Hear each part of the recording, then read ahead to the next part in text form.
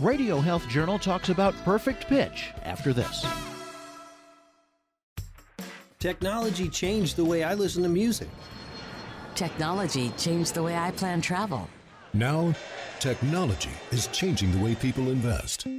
Whether you're a multi-million-dollar investor or just starting out, Betterment is the smart answer to the question, how should I manage my money? Powered by smarter technology and personalized for your financial goals, Betterment automatically manages your investments and minimizes taxes, all for a fraction of the cost of traditional financial services. You just set it and forget it. With over 95,000 customers and $2.3 billion under management, Betterment is the smarter, easier way to invest. Isn't it time you use smarter technology to build your wealth? Sign up today and receive up to 6 months free. Get full terms and conditions at betterment.com/podcast. Betterment. Investing made better. Sign up for your free trial at betterment.com/podcast.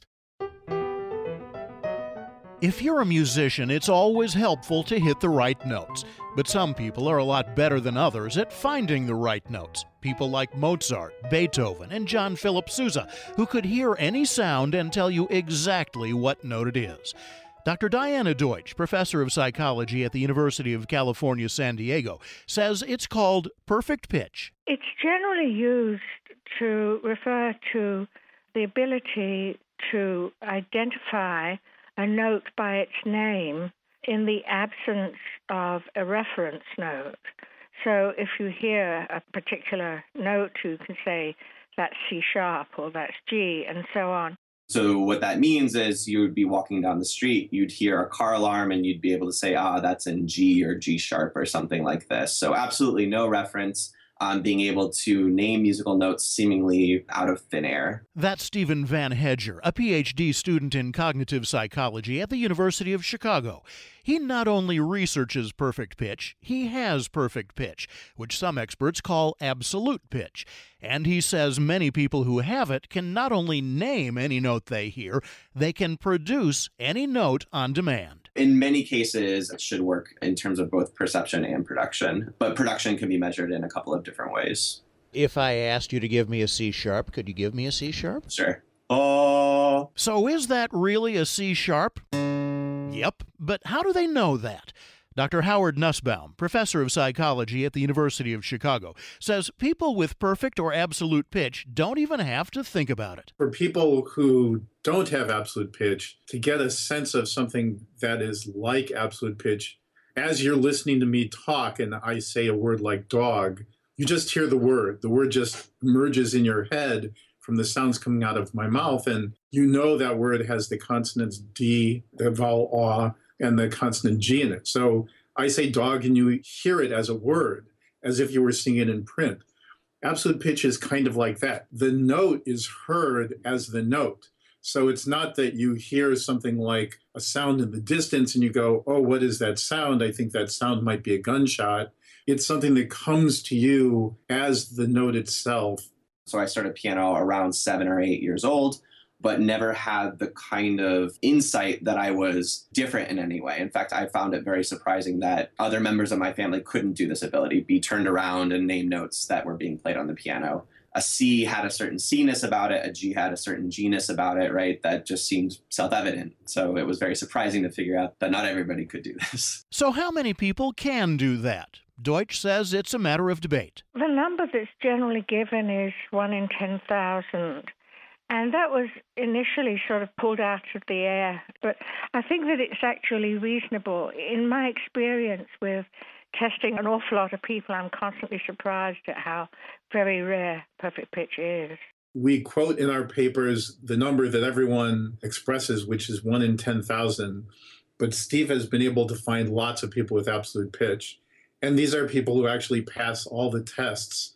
The estimate that's out there in the public of 1 in 10,000 is really low. Deutsch believes that most of us are born with the capacity of developing perfect pitch if we're given the right environment early enough. Studies have shown that babies will use the sort of absolute pitch level of tones rather than relative pitch level in making various judgments that have been designed for babies to be able to make.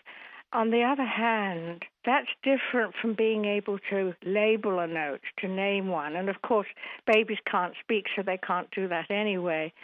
I think that most people have a form of implicit absolute pitch. That is, that they can get a pretty good idea of what key a piece is in, or whether or not, when they hear it, if it's being played in the correct key, but they're unable to actually name the note. But isn't that simply a matter of not having musical training?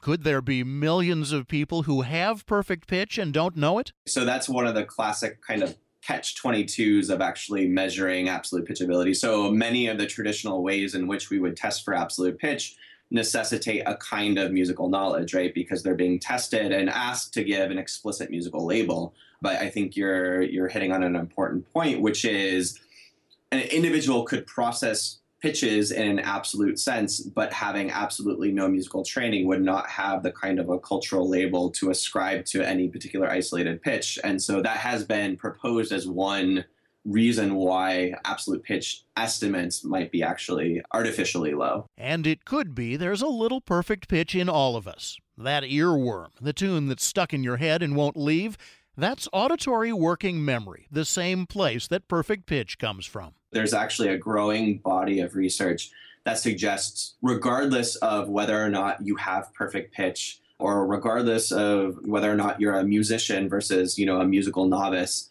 that most individuals have some kind of absolute pitch representation for the right kind of stimuli. So you mentioned songs getting stuck in your head, for instance.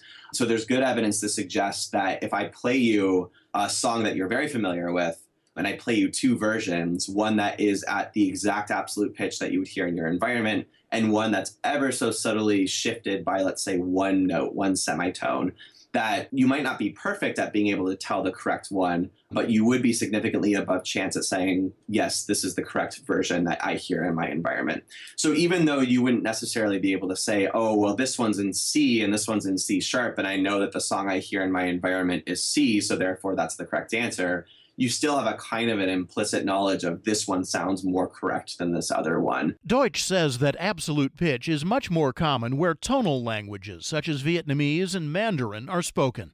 Toddlers learn to match pitches because the same syllable spoken at different pitches means different things. For example, the word ma means mother, and ma means hemp, and ma means horse, and ma is a reproach in Mandarin. In the Western world, Deutsch says musical training is more likely to produce perfect pitch, but the traditional belief is that it has to come at an early age or the window closes. People who began musical training at age 5 do a little bit better, statistically as a group, than people who began musical training at age, say, 6, who do a little bit better than people who began training at age 7. And then by age 8, it's really unlikely that a person would score well on a test for perfect pitch.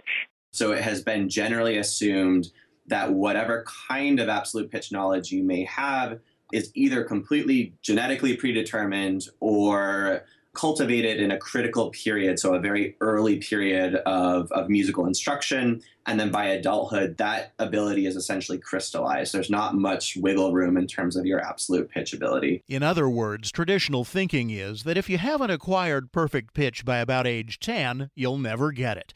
But Hedger and Nussbaum, along with University of Chicago researcher Dr. Shannon Heald, are producing studies challenging that assumption.